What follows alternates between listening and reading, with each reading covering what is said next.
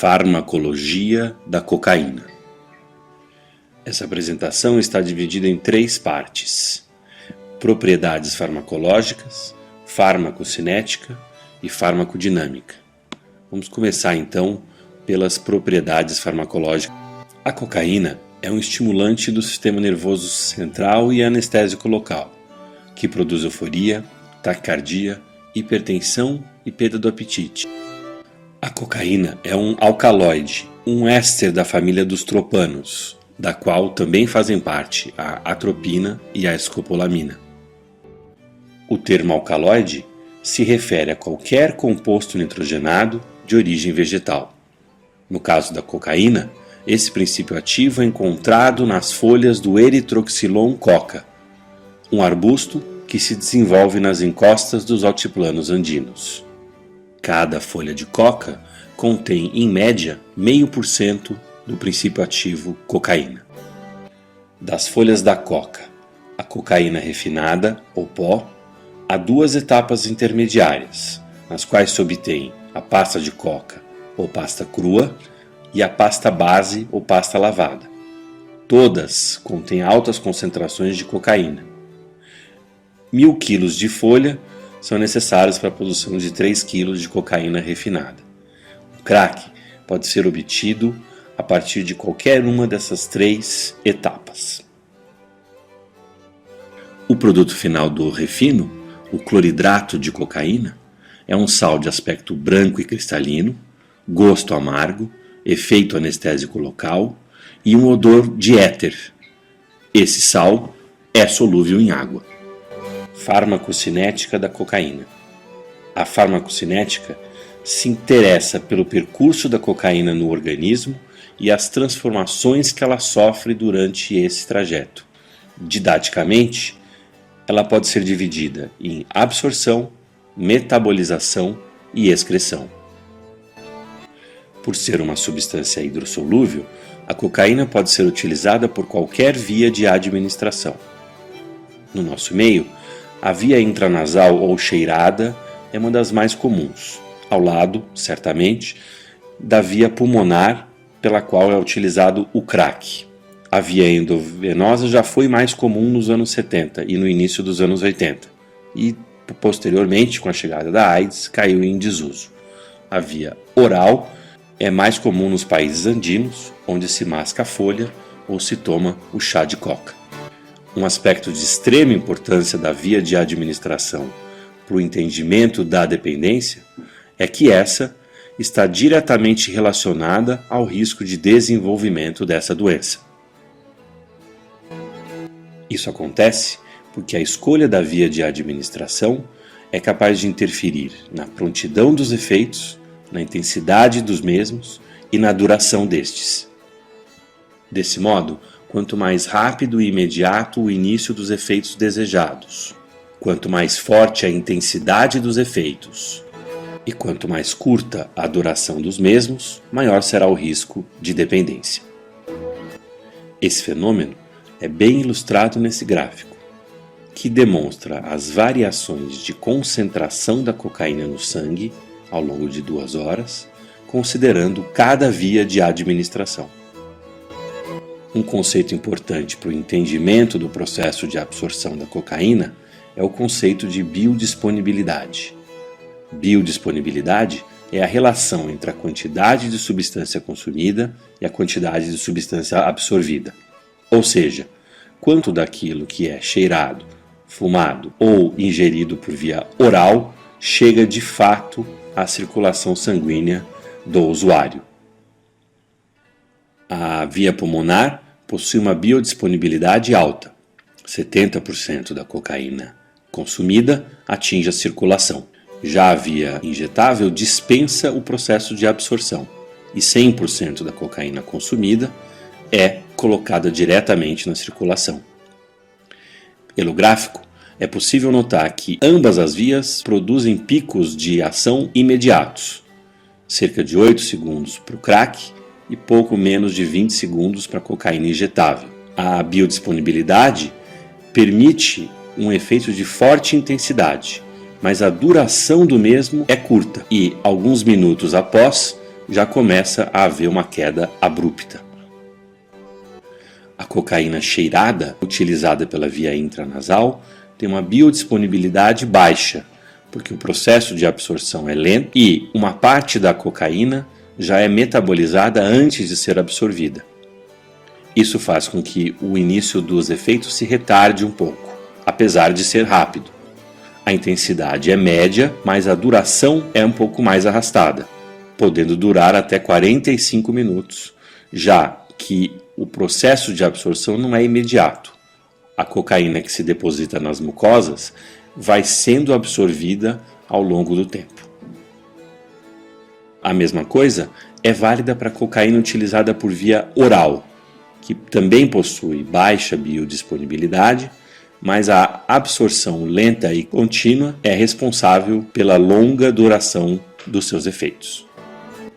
Desse modo, aqueles que utilizam o crack ou a cocaína pela via injetável correm maior risco de dependência, pois os efeitos intensos e de curta duração fazem com que o indivíduo deseje mais utilizar a substância novamente. A próxima etapa é a metabolização.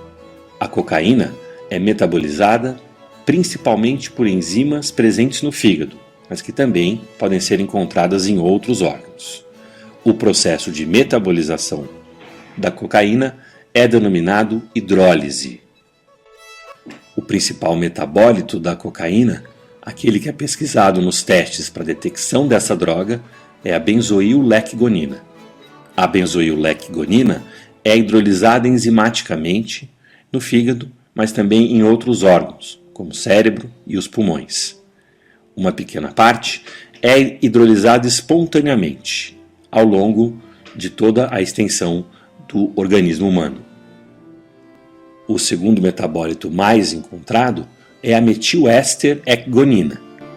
O processo de hidrólise de ambas é lentificado quando a temperatura ou o pH do corpo diminuem. Já o aumento da temperatura ou do pH aceleram a conversão da cocaína nesses dois metabólitos. Há ainda a norcocaína, um metabólito que é produzido em menor concentração. Dentro do processo de metabolização da cocaína, pode acontecer a formação de coca-etileno, uma substância produzida pela mesma enzima que converte a cocaína em benzoil-lecgonina, quando essa droga é utilizada simultaneamente com o álcool. A coca-etileno é mais tóxica do que a cocaína ou o álcool isoladamente, especialmente para o fígado e para o coração. Ela permanece 3 vezes mais tempo no organismo do que a cocaína e aumenta o risco de overdose. Uma informação de extrema relevância, tanto para nós profissionais quanto para os nossos pacientes. O processo de excreção. Os metabólitos produzidos a partir da cocaína são eliminados em todos os fluidos do corpo humano. Desse modo, testes para a detecção de cocaína podem ser realizados através da análise da presença de benzoil-lecgonina na urina, na saliva, no suor, além do sangue. A benzoil-lecgonina pode ser detectada a partir da primeira até a 4ª hora do primeiro episódio de consumo. A meia-vida da cocaína é de cerca de 1 hora e a da benzoil-lecgonina entre 6 e 8. Meia-vida é o tempo que o organismo leva para metabolizar metade da quantidade de uma substância presente na circulação sanguínea. Em geral, são necessárias de 3 a 5 meias-vidas para que um efeito de uma substância deixe de ser sentido pelo corpo. Desse modo, a cocaína é detectável no organismo humano por cerca de 24 horas apenas, ao passo que a benzoil-lecgonina, por ter uma meia-vida maior, pode ser pesquisada nos testes de droga por até 5 dias. Nesse estudo, 5 infusões de cocaína foram realizadas nas primeiras 4 horas. 1 hora depois, atingiu-se o pico de ação e, ao final de 24 horas, quase toda a cocaína, na parte superior esquerda, já havia sido eliminada. A benzoilecgonina, na parte superior direita, apesar de bastante diminuída já nas primeiras 24 horas, ainda é encontrada em concentrações até 10 vezes maiores do que a cocaína. E por conta disso, pode ser pesquisada nos testes por um período de tempo maior. Vale dizer que o processo de excreção pode sofrer interferências, como acontece na presença do álcool, que além de gerar a coca-etileno, também é capaz de inibir a hidrólise da cocaína, prolongando assim os seus efeitos. Essa última parte da apresentação discute a farmacodinâmica da cocaína, ou seja, a ação farmacológica dessa droga e as transformações que ela provoca no organismo humano. Aqui, ela está didaticamente dividida em efeitos agudos e efeitos crônicos do uso. Conforme já foi dito anteriormente, a cocaína é um estimulante do sistema nervoso central, um anestésico local, vasoconstritor e inibidor do apetite. O uso de cocaína é capaz de produzir sintomas de ordem psíquica e física. Os sintomas psíquicos podem ser didaticamente divididos em efeitos desejados e efeitos adversos. Entre os efeitos desejados estão o aumento do estado da vigília, uma sensação de bem-estar e de confiança, euforia, aumento do estado de alerta e da concentração, aceleração do pensamento e aumento da libido e do prazer sexual.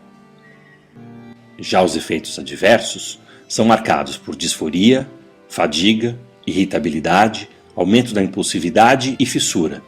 Geralmente, especialmente nos primeiros tempos do uso, eles acontecem tardiamente e vão se tornando cada vez mais rápidos e prontos conforme o uso vai evoluindo. Desse modo, os efeitos desejados são de curta duração e vão sendo paulatinamente sobrepostos pelos efeitos indesejados, quase sempre seguidos por fissura. Esse fenômeno de sobreposição e intensificação vão se tornando cada vez mais evidentes conforme o uso vai se repetindo. Esses sintomas psíquicos que interessam aos usuários são sempre acompanhados por sintomas físicos, tais como aumento da frequência cardíaca, aumento da temperatura do corpo e da frequência respiratória, suor, dilatação das pupilas, tremor leve de extremidades e tiques, espasmos musculares, especialmente de língua e de mandíbula, e hiperatividade motora. Esses sintomas motores vão se tornando cada vez mais intensos e de rápido aparecimento conforme o uso vai evoluindo. Esse gráfico ilustra a relação entre os efeitos positivos e os efeitos negativos. Notem que logo após a infusão da cocaína, dois fenômenos desejados acontecem. O high, que é um aumento da energia, do bem-estar e da euforia, e o rush, uma sensação aguda e intensa de felicidade com aumento da libido e do prazer sexual. Conforme esses efeitos vão diminuindo, concomitantemente, há um aumento da fissura, um desejo incontrolável de consumir a substância, e a disforia, um estado de irritabilidade e mal-estar psíquico. Outro fenômeno que aparece em decorrência da redução dos efeitos positivos da cocaína é o crash, um quadro de fadiga, tristeza e sintomas depressivos. Existe uma relação entre a diminuição da concentração da cocaína no sangue e o surgimento desse e de outros efeitos negativos. Entre as complicações do uso agudo da cocaína, a intoxicação aguda e a overdose são as mais importantes. Para que se caracterize a presença de intoxicação aguda, é necessária a presença de 3 condições, segundo o DSM-4. A primeira delas é a caracterização laboratorial ou por investigação clínica do uso recente de cocaína. A segunda, de que esse uso seja acompanhado por alterações comportamentais ou psicológicas mal adaptativas e clinicamente significativas durante ou logo após o episódio do uso. Por fim, 2 ou mais dos seguintes critérios precisam estar presentes: aumento ou diminuição dos batimentos cardíacos, dilatação das pupilas, aumento da pressão arterial, aumento da impulsividade, náuseas e ou vômitos, evidência de perda de peso, agitação ou retardo psicomotor, fraqueza muscular, depressão respiratória, dor torácica ou arritmias, e confusão, convulsões, discinesias, distonias ou coma. A segunda complicação, a overdose, será detalhada na aula sobre complicações clínicas do uso da cocaína. Por enquanto, ela pode ser definida como uma complicação decorrente de um consumo de cocaína intenso o suficiente para provocar desequilíbrios no funcionamento fisiológico do organismo humano, capaz de ameaçar a sua vida. Por exemplo, o aparecimento de anginas, arritmias, convulsões e hipertermia secundária ao uso. Logo, é importante diferenciarmos a overdose daquele mero passar mal que muitas vezes os pacientes referem. As principais complicações físicas do uso da cocaína decorrem da sobrecarga de noradrenalina e de dopamina provocada pela intoxicação aguda por essa droga. As principais complicações são a isquemia ou infarto agudo do miocárdio, taquicardia ou bradicardia, insuficiência cardíaca ou fibrilação ventricular. É importante lembrar que a circulação é o principal alvo e o principal foco de complicação relacionada ao uso agudo da cocaína. Dispneia, asfixia e falência respiratória também podem acontecer. No sistema nervoso central, os acidentes vasculares cerebrais ou derrames e as crises convulsivas também são complicações possíveis, especialmente naqueles usuários que já possuem alguma predisposição, tais como coronariopatias e malformações vasculares no sistema nervoso central. Além disso, o uso da cocaína pode levar ao aparecimento da hipertermia, ou seja, temperaturas incompatíveis com a síntese de proteínas e com a vida. Em casos extremos, ela pode levar à desnaturação das proteínas do músculo esquelético, que por sua vez levam à insuficiência ou à falência renal aguda.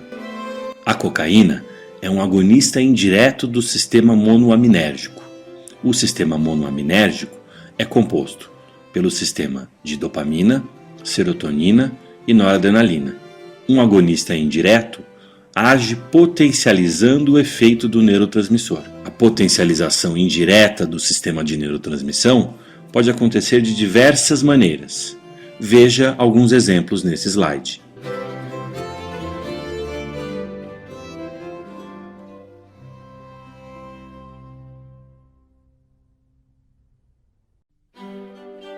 A cocaína atua sobre o sistema de recompensa, um sistema de natureza dopaminérgica que é ativado em situações relacionadas à manutenção da vida ou da espécie, tais como alimentação e sexo. Sempre que o organismo se depara com situações dessa natureza, o sistema dopaminérgico dispara e desencadeia uma reação de prazer e bem-estar. Nessas condições, a dopamina armazenada nas vesículas da sinapse são descarregadas na fenda, agem sobre o receptor e, em seguida, uma parte é destruída e outra recaptada e rearmazenada, já que a produção desse neurotransmissor é bastante dispendioso para o organismo.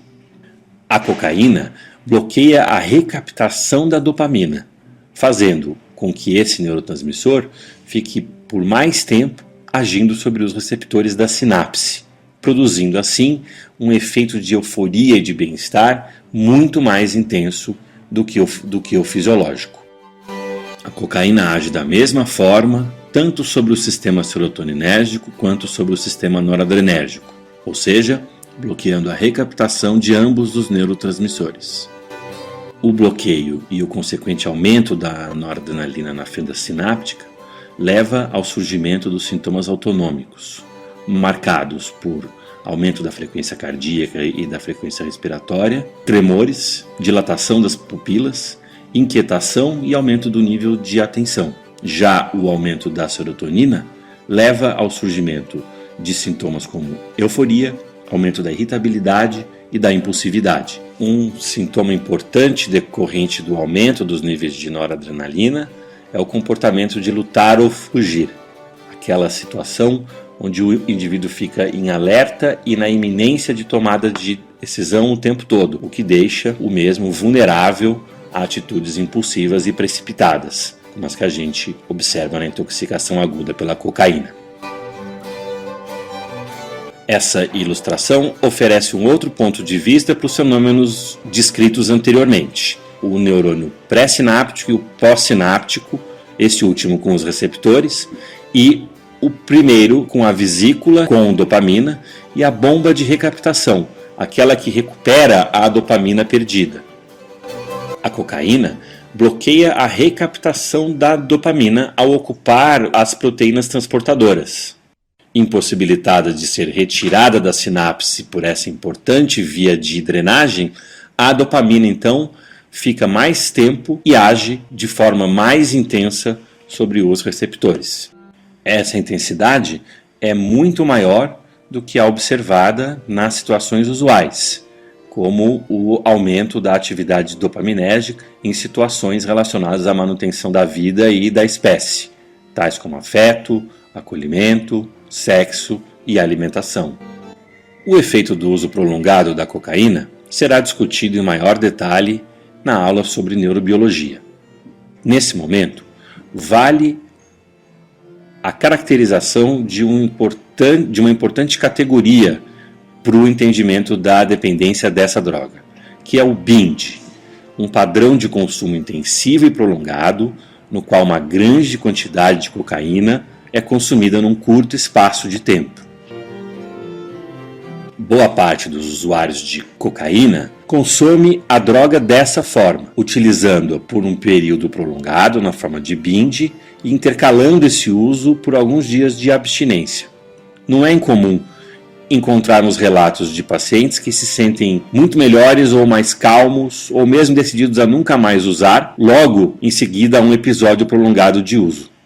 No entanto, o nível de desconforto e estresse vai aumentando com o passar dos dias, a fissura volta e aquela convicção aparentemente inquebrantável vai cedendo lugar a um novo desejo de consumir essa droga. Inicialmente, o consumo de cocaína gera essencialmente sintomas positivos, especialmente euforia, bem-estar e pouco ou nenhum nível de sintomas negativos. Desse modo, as reações de fissura observadas nessa fase são mais em função da busca por sintomas positivos do que pela necessidade de aliviar ou acabar com sintomas negativos de disforia, crash ou mesmo sintomas paranoides. A fissura, no entanto, é uma das principais responsáveis pela instalação do comportamento de binge. E conforme o uso vai se repetindo, o tempo vai passando, os sintomas positivos vão ficando cada vez mais fracos e os sintomas negativos vão se intensificando. Até que se chega a um ponto onde os sintomas negativos se tornam altamente prevalecentes e os sintomas positivos quase inexistem. É aquela fase em que o usuário diz: nem sei porque eu uso mais, nem sinto mais os efeitos.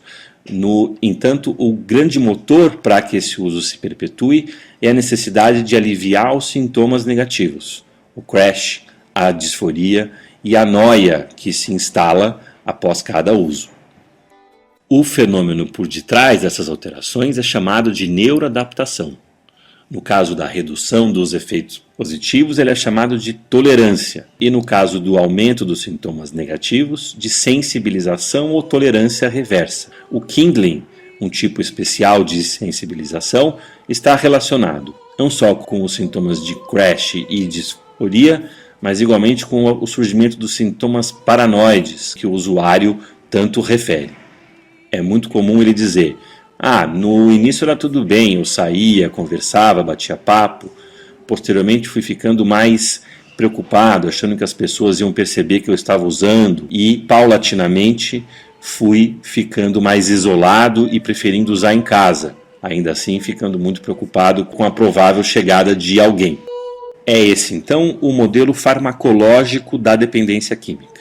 Ele parte de uma intoxicação que causa reação de prazer e reforço. A cada repetição, as reações de fissura vão ficando mais intensas, assim como o binge, que por sua vez potencializam os sintomas de abstinência. Com o passar do tempo, ao invés da busca por reações de euforia, que é o reforço positivo, o indivíduo passa a utilizar com o intuito de aliviar os sintomas de abstinência, o chamado reforço negativo. Esse ciclo vai ficando cada vez mais relevante e mais importante para a vida do indivíduo, em detrimento dos outros campos da vida dele.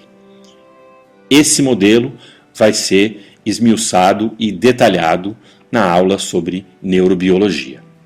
Até a próxima!